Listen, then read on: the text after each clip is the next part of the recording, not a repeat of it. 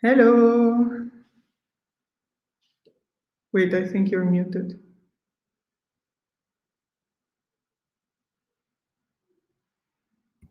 Hello. Okay, can you? No. No. Well, Hello. Okay, so we start the live. Um, we're at the rubbles of old palaces, with the rubbles of old palaces with Sepideh. And we are presenting today Time Tunnels, Happiness, Nostalgia, Story of Linear Time. And well, first we're going to introduce a video that Sepideh has made, and then we'll do a Q&A unit. So would you like to say something before we play the video, or? yeah, just hi from Isfahan. Can you hear me? It's like echoing my voice. Well, yeah, hi to everyone who is seeing the video, and thank you also, Hannah, and with the robbers of the old palaces for making this event possible. And yeah, okay, we can Should we see the video. go for the Sure. film? Yeah. Okay, so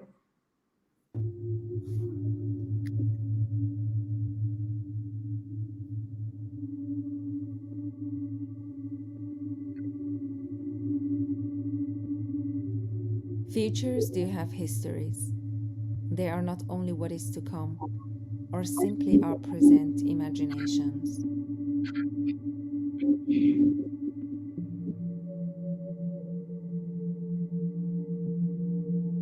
Discourse brings the future into being. The discourse around future-oriented technology, knowledge, and power is historically specific as well as historically constructed.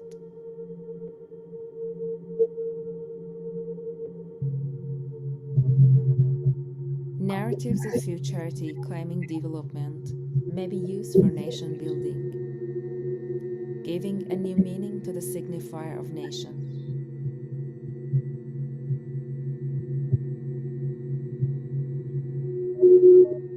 These narratives are used to delineate the topology that represent the country as a singular unit. This promise of development at the same time imposes a dominant vision called the motherland.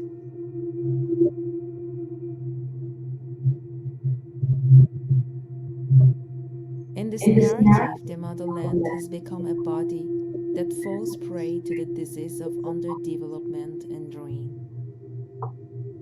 This body suddenly discovered that it lacked.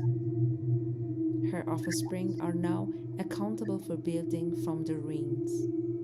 Each civilian becomes the soldiers of well-being, both disciplining and being disciplined. Their way becomes the promise of ever-coming prosperity, soon to be widespread and reach the masses.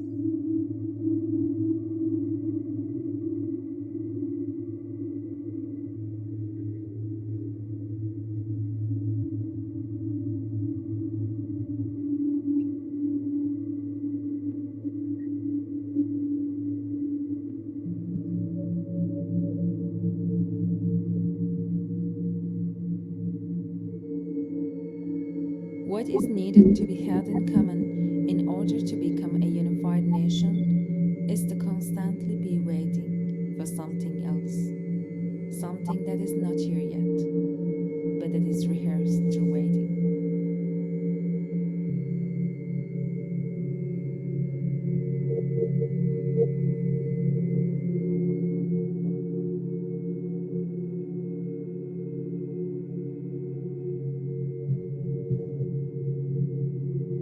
Anticipation is by no means an alien word. An expectation to be saved he has always been waited for.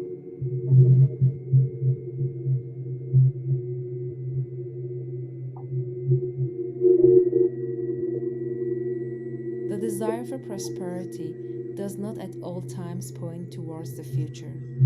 It does not always project its happy object ahead along the trail it has created. The future as a discourse sometimes imagines itself in a way that is distant to an actualized prosperity. Here, the possibility of happiness seems to have become lost. The future turns into the embodiment of a loss, as much as the past has become captured as the signifier of the lack.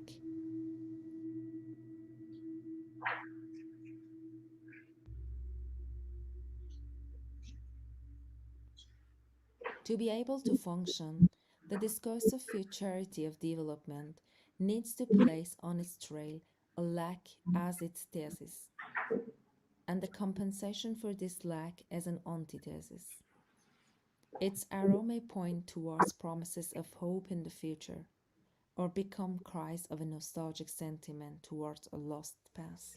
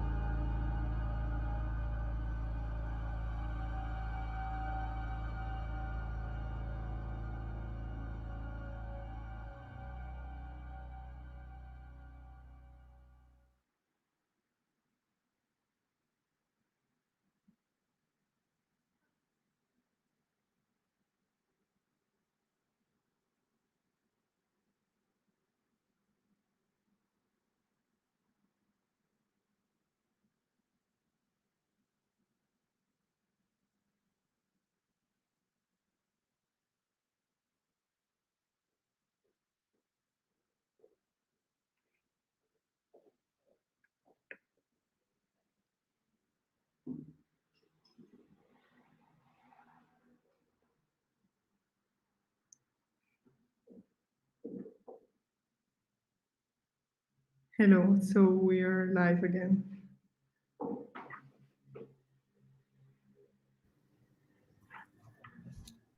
Hi.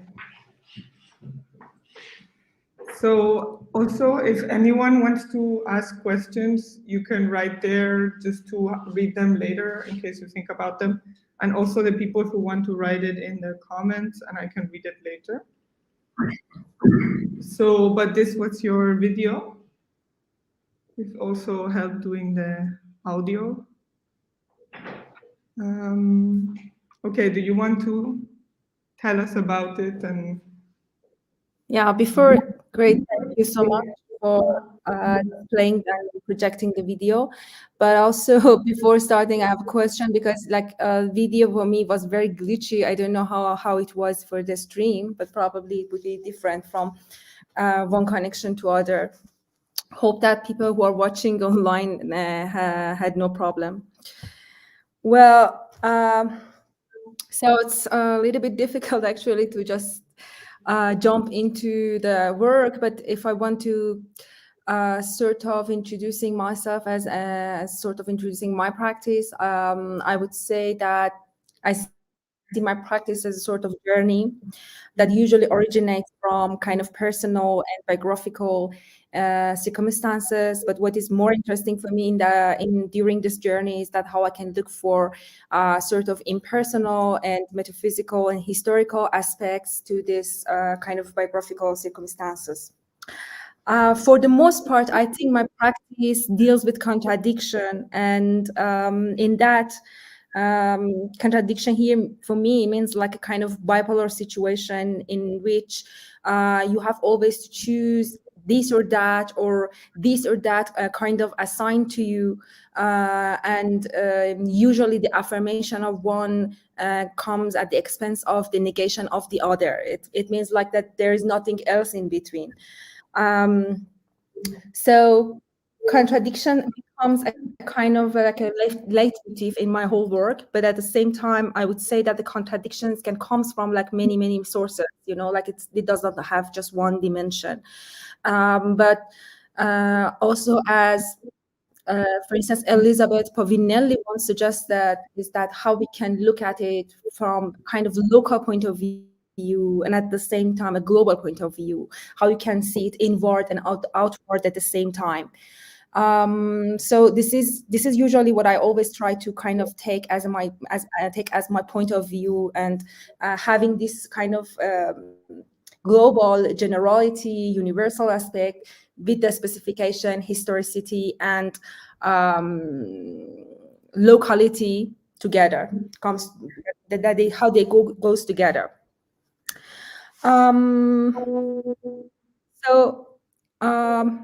I think also contradiction comes from the fact that we are modern subjects, but at the same time we are modern objects, you know, like we are seeing, but at the same time are being seen. So in that, I would say another point of view, this is for me kind of a global, universal, general aspect of looking at the contradictions that come from structures that was introduced and sort of imposed by kind of modernity. But at the same time, I'm also looking at this contradiction as a kind of biographical situation, because I am grown by a generation who did a revolution in 1979, through which they actually thrown Mohammad Reza Shah, the last monarch of the imperial state of Iran, and also the second Shah or king of the House Pahlavi. And I was grown up by this generation, and for that generation also the contradiction was kind of like very strong, because in one sense the revolution was an anti-colonial and anti-imperial revolution, but at the same time revolution itself is a modern act, you know, so the contradiction always comes together. But what is interesting for me here is that how a sort of, you know, because like before that, I would say that with the birth of the nation state, but also during the reign of Pahlavi and also the previous dynasty, I really don't want to go into the detailed history because I think this is not really my a specific field of knowledge, or and also the session. So I think during the Shah period, we have a very strong sentiments toward being developed. Like we have a very rapid industrialization, modernization, reform in the social and economical aspect, and partly the revolution of the 1979 was a kind of refusal to that. But what is interesting for me that how all those sentiments of being developed, of being having a considerable place among the political powers, and having a considerable place among the nation states in a kind of modern sense, has mobilized from the pre-revolution era to the post-revolution era. So these images, for that, like the most interesting part for me from these images is that they are being created like seven You mean the images? decades. Sorry, The I cannot images, hear you. Say it again. the images in the video. Yeah, exactly. I'm talking about the video, and the images that are in the video was very interesting for me, because they've been created like 7 decades ago, around the middle of the 20th century, and they've been majorly was used as the propaganda regime to kind of promoting its breakthroughs, like his breakthroughs, let's say, but at the same time showing a kind of the prospect of Iran for the era to come. It has the image of the future. It has a sort of image of utopia, let's say. But also these images today are used again as a sort of nostalgic reference to the past, as a reference to the happiness of the past that now is lost.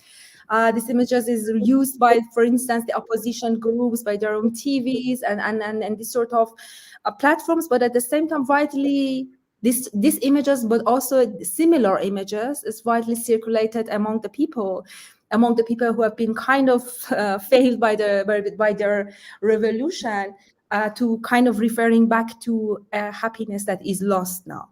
And the most interesting part is that, like neither in the past nor in at the present, none of them is showing a reality, because that images of the future and the past has never been there. It was kind of illusionistic image. So for me, the most important, the most interesting part I started from the image or picture as kind of departure point. I was just thinking that what is so powerful in these images that allows them to be used and reused in kind of contradictory way. Also referring to my previous research, that I was kind of concerned and interested in the visuality and the history of visuality, and I did kind of research and did an MA thesis around Ibn al-Haytham, the 10th century polymath, the Arab polymath. I was kind of like really concerned with how you can understand the hegemonic visuality that is today operating, but also how we can look at the alternative ways of seeing. So images, or the structure of images, here again become a kind of a starting point for me, that how this photographic image actually works and operates, because this is coming from a kind of ocular-centric visuality, but also it's not only about visuality, because it is the ocular-centric, one could say that it is ocular-centric cosmology and logic at the same time, a sort of way of word making. So for me, it becomes like that. Here we have the picture of the future, in the most real way, in a most fixed way. And it has a destination. It is a crystal clear image that is envisioned, so it becomes a sort of utopia. It becomes an image of utopia. And what are the characteristics of this image? For instance, I'm looking at it and see that within this particular structure of visuality, the audio is here. I don't know why it does that. Speak now. Can you hear me now? Yeah, it's some problem with my audio here, I think. Okay, so the problem is with the space or with the live? I don't know. With the space. With the space, okay. Okay. Yeah. 1 second, sorry. It has some problem. Well, if you want to continue, what do you think No, I we should can do? wait more to see that how we can fix the problem. Yeah, it's having some, this speaker is really picky. Sorry about that.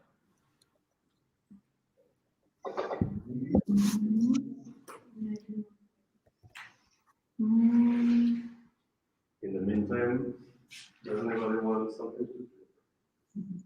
Okay, try to speak. Okay, how do you hear me now?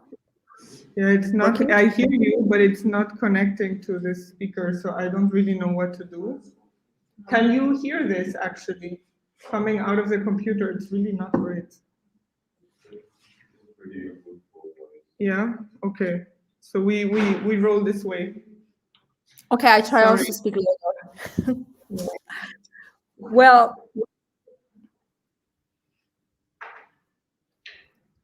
okay, shall I continue? Yeah. Okay.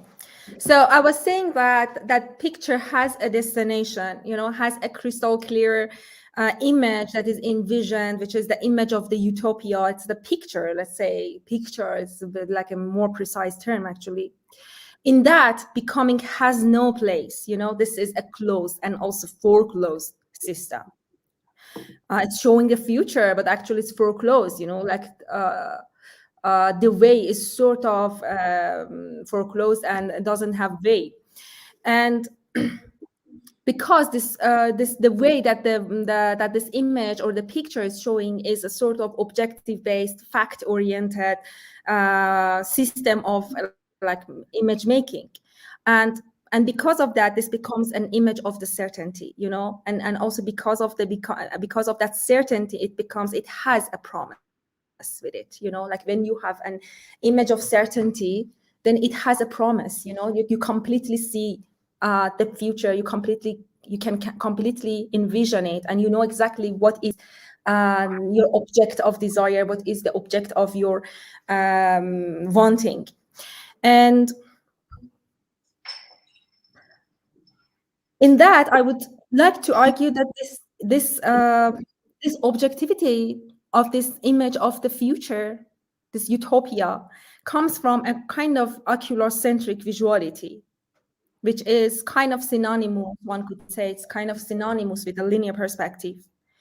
And linear perspective actually is a mathematical organizing symbol that initially hides its symbolism, so it always claims that I'm real, I'm the most real, I'm the most loyal to the reality of the outside. So More on that? sorry, say it again. Can you explain more on that? Yeah, so sure. everybody can understand. Yeah. I'm trying to say that, like, how it's like mathematical, because this is a symbol, this is an abstraction, this is a this is a way of producing picture. But the problem is that because it produces a sort of reality, an image of reality, initially it hides its symbolism. It forget that it is a system. No, it is not a system. It is an image of reality. And in that kind of a structure of producing image through a kind of linear perspective, which I would say that, like in linear perspective today, it's completely out of sense. It's completely nonsense in the contemporary arts. For instance, it's like more than, 200 years that it has been undermined and nobody was like really caring about it. But the problem is that the linear perspective is not about creating the image itself, but also it's about creating the space and time, but with this sort of logic, with this ocular-centric logic, with this ocular-centric visuality and cosmology, as I would like to say, you produce a time and space, and with that, with the linear perspective, the way that the space and time is created is because of producing a horizon. It's because of the construction of an artificial vanishing point, and also the grids that actually make the image possible. So we have elements here in the perspectival image. One is the eye point, which is an stable point of view, but also you have a kind of counterpart to that eye view, which is a vanishing point, and then we have the screen in between these two. This is kind of the very basic elementary needs for the image to be produced. Within the production of the time and space, within ocular-centric cosmology, you see that everything's become navigable, everything become calculable, because it is a mathematical system. It is a homogeneous system. It is a symbol, but this symbolism actually has the power to homogenize the space and time, and because of that homogeneity, you are able to calculate. You can calculate the future, you can calculate the past, you can navigate it, you can predict the future through a sort of a mathematical and numerical system. And what is very important here is that homogeneity is the matter of the abstract space, like it does not have anything to do with the psychophysiological space and its heterogeneity. So and so that is actually the reason that it's become a kind of symbol. But the problem is that this particular symbolism at the very beginning is talking about the reality. So that's the reason that this always hides its artificiality, it hides its artificial point of view, it hides its artificial vanishing point, its abstraction, its geometrical position. So in that, gaze is created. Gaze is the matter, is the product of the oculocentrism, that in one hand it has a eye point of view, and on the other hand it has a vanishing point. And for the image to be able to create it within such a structure, you have to see, but at the same time being seen. Otherwise, like vanishing point becomes another point of view. It becomes a kind of gaze from outside that is looking at you. So being seen is a form.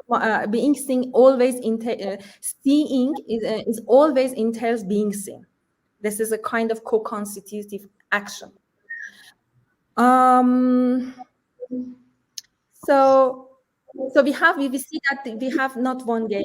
We have or to say, for the gaze, we don't have just one point of view. We have a double. We have a kind of mirrored and inverted point of view, which the other one is from the outside. It is the artificial constructed of reference, which I would say that this is the place of otherness.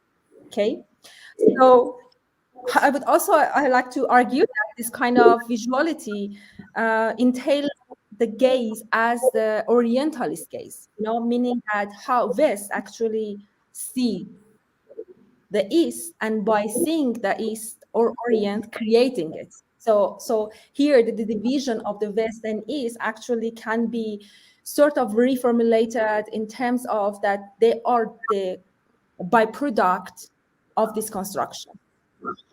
And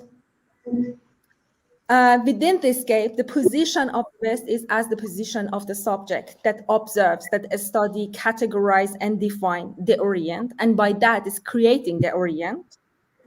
But what is very interesting is that gaze is from outside, like what you are seeing is from outside. So basically, what you are creating as what is created as the Orient is the negation of the West in its own affirmation.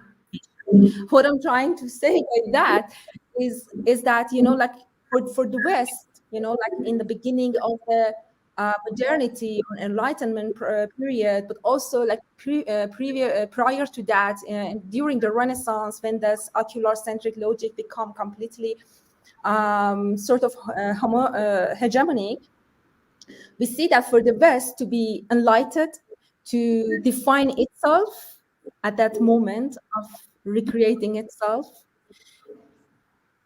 produce also that otherness as something that they don't want, so that orient become the position of a negation of the affirmation of the subject.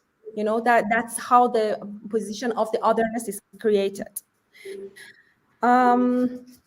So in that we see that like how the position of the Orient and Occident both are artificial, like when we're putting them into this kind of visual system, but also word making system, you see that how this production of the West and East, but also like many other bipolarities, like object and subject, is very, very constructed by this structure, by this mathematical structure. But the problem is that it's always claimed to be objective. This is the scientific way of seeing. It has been proved and demonstrated by people like Kepler, by Descartes, and so on, that this is the very scientific and objective way of seeing. So here the construction stands as a reality, and we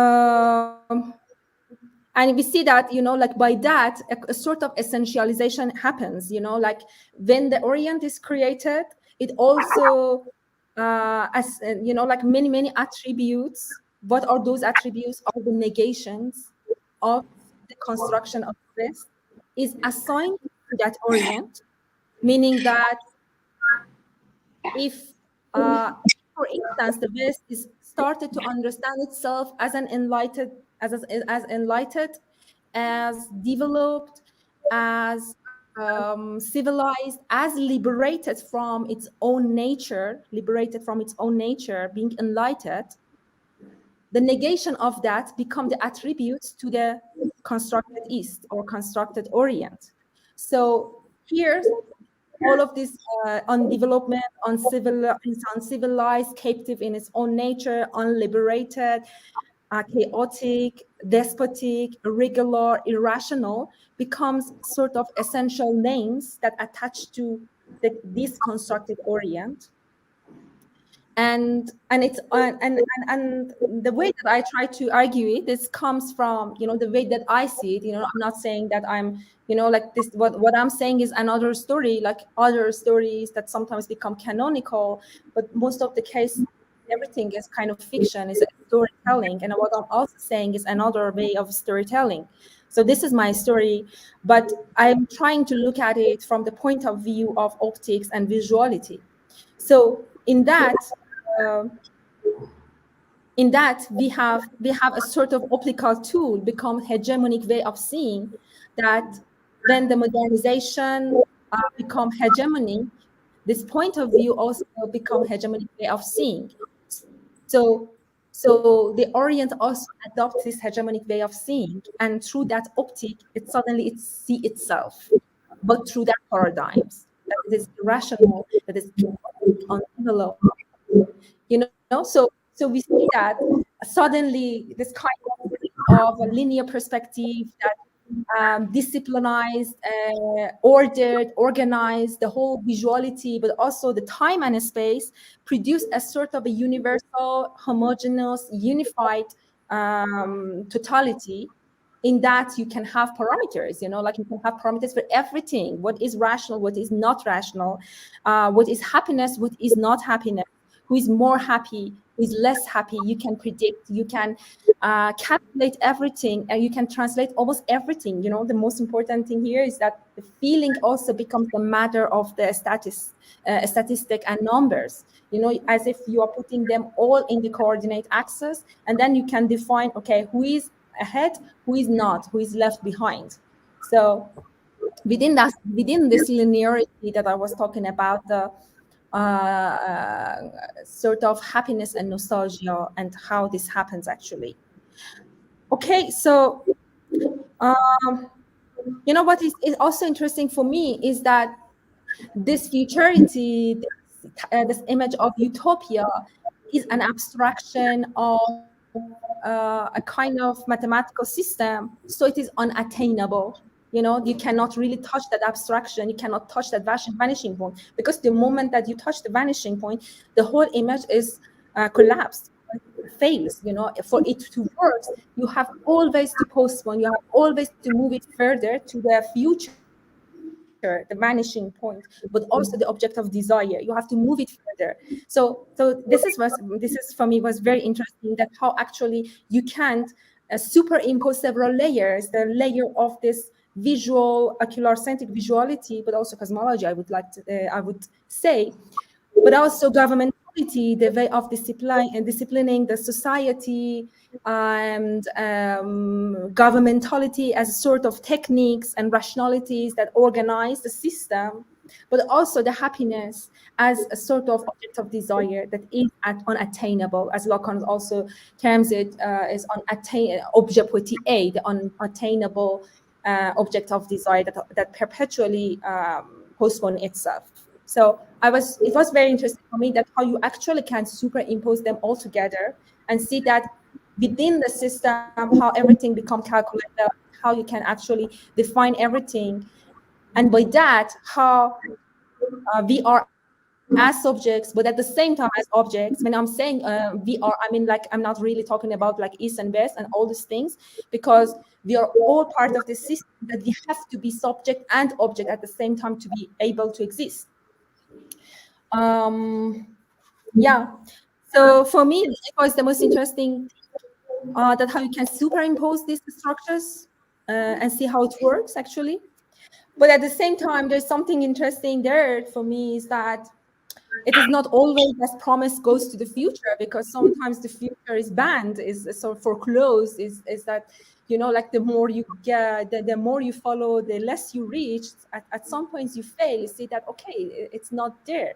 And because of that, like that energy that has been created within this linear structure turn on its head and move towards the back and become a sentiment of the nostalgia, and the nostalgia exactly is the same of that promise of the future, that both as kind of like illusionistic things. And this promise is like promise of development, and development as equal to happiness, or would you say? Yeah, exactly.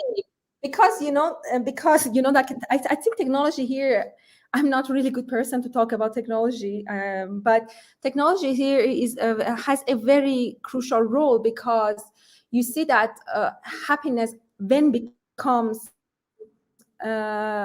calculable and predictable. Technology becomes the means for reaching that, but also at the same time, technology becomes the end itself. So in the image of the future, you always see that the technological breakthroughs, like the Museum of the Future in Dubai that has been recently opened or something. This is kind of very funny for me. It's very interesting. This is exactly that image of the future. This is technology becomes the means to actualize that utopia, but at the same time also becomes the end. And also there is a lot of kind of problematic there, because like borrowing from Yukoi, when he was talking about the monotechnique and cosmotechnique, one could say that, like we don't have one singular technology. It is not, of course, this is very clear that we are more developed technologically speaking from for instance, a caveman. But every cosmology can produce its own technology, and it can have different sort of meaning and functionality. So within this kind of linear ocular-centric cosmology, I believe technology has the duty to actualize that utopian image, but also that utopian image is abstraction, is artificial. It's, when I'm saying artificial, I really don't want to kind of isolate it as a opposition to natural, because this division between natural and artificial is also very constructed. But I mean, this is an abstraction. This is a non-object, immaterial object, and the problem is that with that in psychophysiological space, in that the body operates, you really cannot actualize that image. Otherwise, you produce a sort of laboratory situation. You isolate your events, you produce a sort of laboratory systems, and within that, you can sort of purify your event to make it happen. And by that purification, you also kind of eradicate, purging the extras, the excess, the others, and it's very dangerous. This is kind of Or the having the laboratory picture of utopia. Yeah, exactly. Having the utopia. Yeah, totally. Yeah. Also, there is something else that I want to talk about it in the video, which is the image of the immigrant, like the airplane, and also the immigrant has kind of very important implications for me in this video, because airplane is a very interesting device, one could say, an instrument, vehicle, or better, vessel, in terms of it becomes the vehicle through which you can not only move through the space, but also you can move through the time, because you can actually go from, for instance, less developed place to a more developed place, to a chaotic. Explain that in a linear narrative, you distribute like phases of development, so time kind of in the like one is. Yeah. It exactly gets back to the initial discussion that like we have this linear temporality. Like I'm talking all the time about this kind of ocular-centric cosmology. In that we have a linear temporality. It has been produced by this linear perspective, and within that is like a coordinated axis. You can define who is ahead, who is not ahead, who is at the back of the line, and within that you have a kind of homogeneous point of reference. So airplanes become a sort of time tunnel, like you can travel not only in the space but also in time. You can move from I don't know, like more chaotic place to a more organized space, less developed to a more developed. And the figure of immigrant here, I have to say that I'm not really talking about all sorts of immigration, because we have different sort of immigration. Some of them are really inevitable because of the climate change, because of the war, violence. Some of them are violent displacement of the people. And I'm not really talking about this sort of immigrations, because then it would be far more complex to actually unfold it. It gets a lot of dimensions.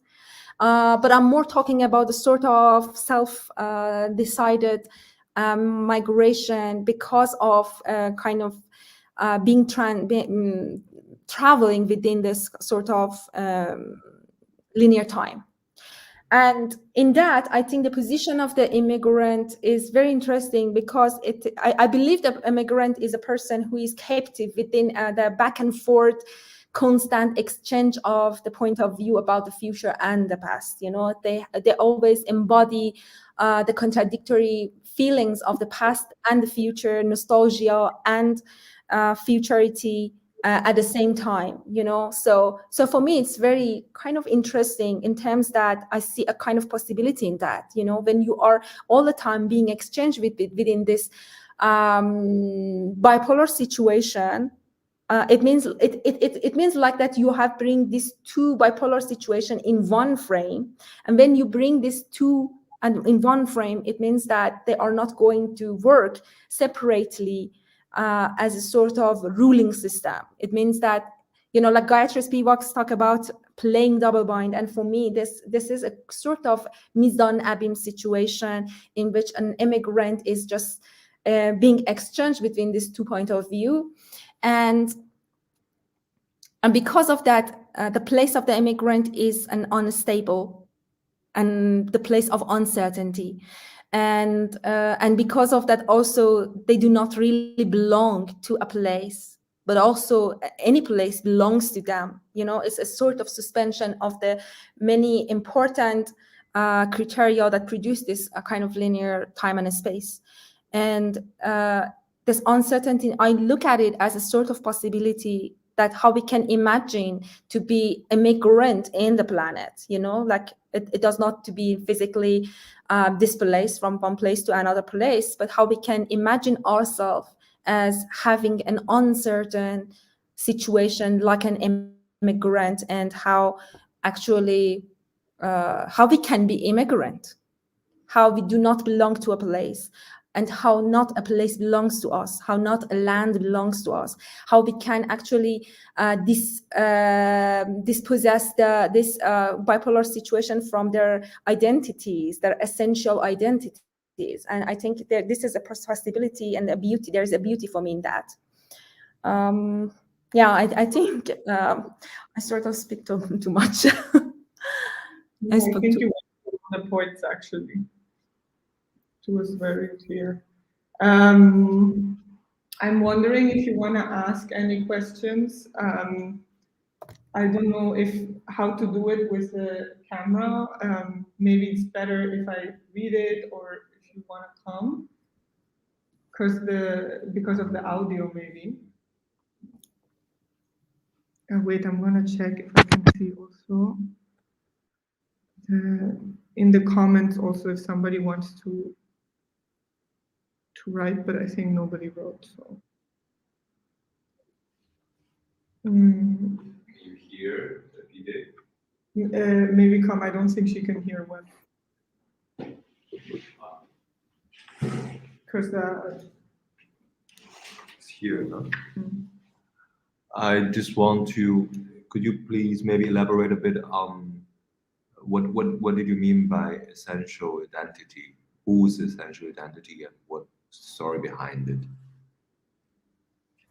Yeah, you know, like the only way actually I can talk about it at the moment, at least, is through this kind of visual system that I described, is that, you know, basically when you are within this kind of visuality that I put the diagram in the beginning of the video, when you want to define yourself within this bipolar situation, within that gaze that entails seeing and being seen, you need to have an outside view to make the gaze possible. So in within this space, when you want to define yourself, when you want to sort of make your own boundary, you have to exclude something else, you know. So that's what I mean by this negativity, you know. It means that what I am means that I am not this and that. Okay, so by this not being this and that, you have to produce a sort of otherness. And here essentializations means that the position of that other always tied to that negativity. So if I want to make a example, is that if you want to say that I am developed, this is like the most simple example that I can do it right now, is that if I want to say that I am developed, it does not make sense that I'm saying that I'm just developed. No, you have to say that who is not undeveloped, who is undeveloped, to make sense that why you are developed, you know, like make a sort of connection between these 2 points of view to make it work. When you want to say that I am civilized, you have to define someone else to be uncivilized to make sense. Okay, just civilization on its own doesn't have any sense. So by that structure, basically the position of that otherness become essentialized by certain attributes, you know, like uncivilized, you know, like Orient itself is an essentialization, you know. Orient become the position of all these attributes, you know, like what I'm trying to say, that identity is created within this particular way of seeing and producing the word. So that's the beauty of this diagram of Sia Armajani that I actually has been appropriated, is that when your position is the position of the otherness, the more you follow, the less you reach, because this is essential, is a stick to you, because you are undeveloped. The more you follow, the development goes further, you know. you can never reach. So actually to get rid of this system means that you have to get rid of all this kind of structure of the word making, like you have to get rid of the visuality. So this visuality, so I mean that I don't mean that you cannot imagine future. Of course we can imagine future, but it's very important through which system you imagine the future. If you imagine the future in a very representational way, if you're the image which is a fixed image, which is fact oriented, objective,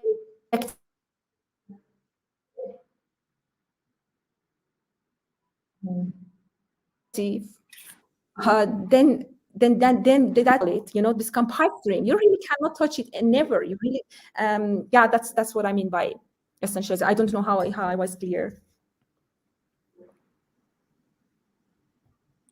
He's shaking his head. Okay. In this direction, not this direction. Come. Yeah. Okay.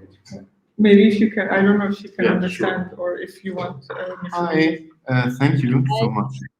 I have more questions than one, if that's okay. Yeah, maybe one like. Yeah, so I sure. can One answer. at a time. Completely. Yeah, I lost first you. one.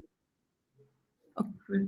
My first Okay. one would actually be like very early in the film, you used the term motherland, and I've always been fascinated by this kind of gendered inscription of like national kinship of like fatherland, motherland, in which country it is called like which.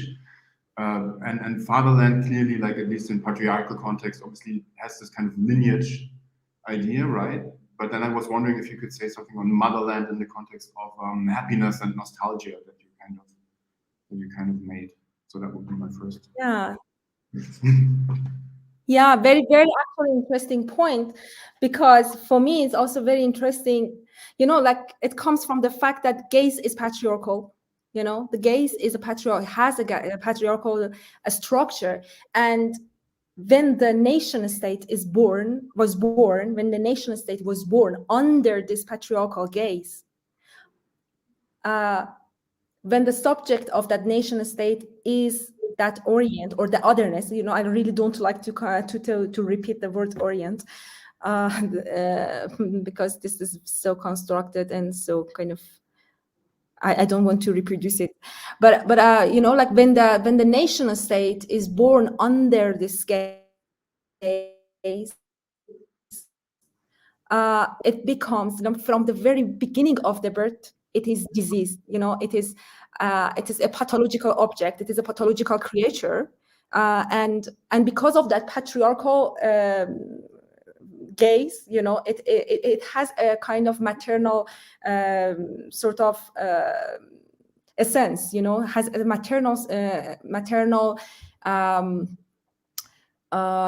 maternal nature. And you see that this is not because of a kind of, this is not the position of the power, rather it is the position of the vulnerability, it's the position of the fragility. That nation state that is born under the gaze, it's pathological because this is undeveloped, because it is ruined, because it has problem, it's plagued with a lot of disease. And it needs to be defended by heroes. It needs to be defended by soldiers. So that's the reason that actually, like, everyone sort of get into a solidarity as soldiers to preserve that maternal figure that is diseased, that is fragile, and that is vulnerable. And also, this is something very interesting, that when we talk about this kind of situation, it's always motherland in the language, is always comes as motherland. Especially you see this in terms of the colonial literature. Like when you go through the colonial literature, you always see that this kind of nation state that are kind of liberating from this colonial past are born into a kind of motherland. Like in Persian we say vatan. Vatan is a kind of feminine, is a kind of maternal, need to be defended, need to be preserved. And when we are talking about when we are getting back to a language of possession or capitalism, then it becomes fatherland, because it's the matter how the land actually passed down to the next generation. So then it becomes a sort of the position of the power, So it is also very interesting for me that how actually this gender can be exchanged between the maternal and paternal based on what you really want to get from it. That's interesting because in Spanish it's patria, from pater. So yeah, I haven't thought of that. More questions? Yes, thanks. That was great. So the other thing is I guess a bit speculative, because it would be amazing if you had an answer to that. So you said a quote-unquote revolution is a modern act, and I kind of can get that, because for someone to recognize themselves as revolutionary subject, they need to recognize themselves as subject first, right? So hence they need to basically become what you would call like a modern subject. But in a way, then I was wondering, okay, so if kind of we don't have revolution as a tool to overcome modernity, not that I believe it could be overcome, still I'm wondering like what kind of, like how how can we build a better life, future, whatever you want to call it? I don't know. I've never heard it like expressed in this like very simple sentence, so I was kind of a bit struck when you said it.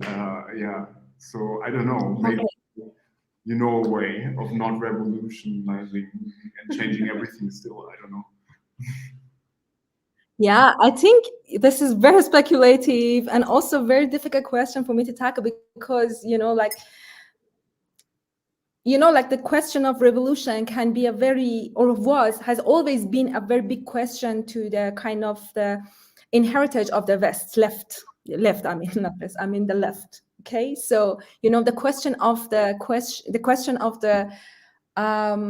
revolution has always been the question of the left. Like if you have to do revolution, if you have to do reformation, like Gramsci could be a very good reference point for that. He's trying to kind of bringing these two bipolar situation in one frame and trying to kind of reformulate or theorize it. This is not really something that I can delve into. This is not really my affordance. But what I can speculate about it is that we are modern subjects, like we cannot really deny it. We are born to that. And revolution also is our instrument. This is something that we learned, that how you can resist or how you can reject revolution is one of those elements. But I think the most important thing, how you can redefine the revolution itself. If revolution becomes a tool that positions you in a bipolar situation, in that you choose one at the expense of the other thing, become affirmation because of the negation of something else, then I can imagine that it must be problematic. But how revolution actually can sort of mediate between these two bipolar situation, how can revolution becomes a frame in which you can bring these two bipolar situation in one frame to resolve this contradiction, to see it as double, not a switching single thing. It's getting too abstract. I really don't know how to really concretize that.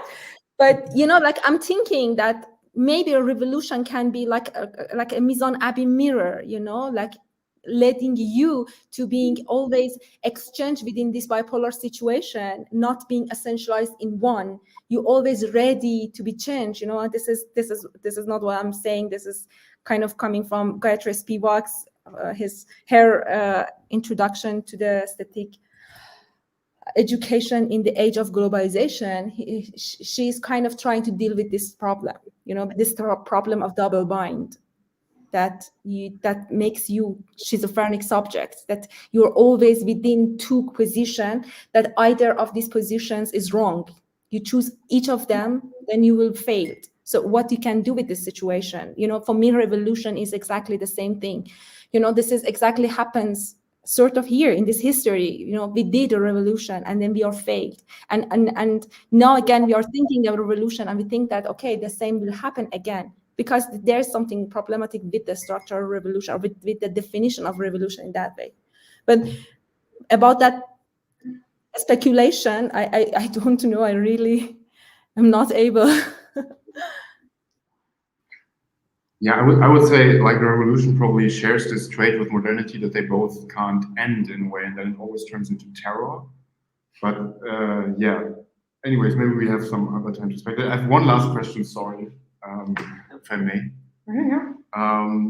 Or that's more like an annotation or something I've been really thinking a lot about, and I'm quite happy that you picked it up in the end about the kind of airplane photos, right? Not photos, videos, or like this kind of air transit situations, because I had to think a lot, because it was obviously, I think you were speaking about happiness and nostalgia, and yeah, I had to think of Deleuze actually, because that's my weak point. I always have to think of Deleuze, no. And in like one of his pieces on cinema, he's also talking about like kind of the power of the image, and that it always holds an eros and nemok. I can't pronounce this word. It's from Greece. Eros and sorry. Eros and mnemosyn. It's so hard to pronounce. Sorry. It basically means like memos. Yeah, like it's basically like desire and remembrance, if you, or like memory, if you want to translate it like that. And so I was wondering, maybe that translates a bit to happiness and nostalgia as well. So maybe that's, I don't know if you've looked into that, but then I've also been thinking, because Deleuze paints this picture of narration as a bit like you painted this picture of oculocentrism as well, as like something that's arranging time and space, obviously. And then I've been wondering about these airport or like, yeah, the specific videos that you showed and their political signification in a sense, because it's not like the airplane in transit, right? It's always like the moment when the politician lands. So it's this kind of weird being back to the ground and kind of being actually brought back into a specific setting or a specific moment in time that is then kind of significant or something. I don't know. I don't even know. There was no question. Sorry. No, actually, it is very interesting what you said. Anyway, okay. Sorry. I don't want to hijack this. No. It's really nice. Yeah, it's very nice. Also, I would ask you to please write for me Eros, and the other one, actually, I couldn't really get it. It's like Nemos, but probably would have a very strange spelling. Yeah, great. Thank you. Thank you for that. Oh, my computer is doing weird stuff. Oh no. Okay, we're back. Okay.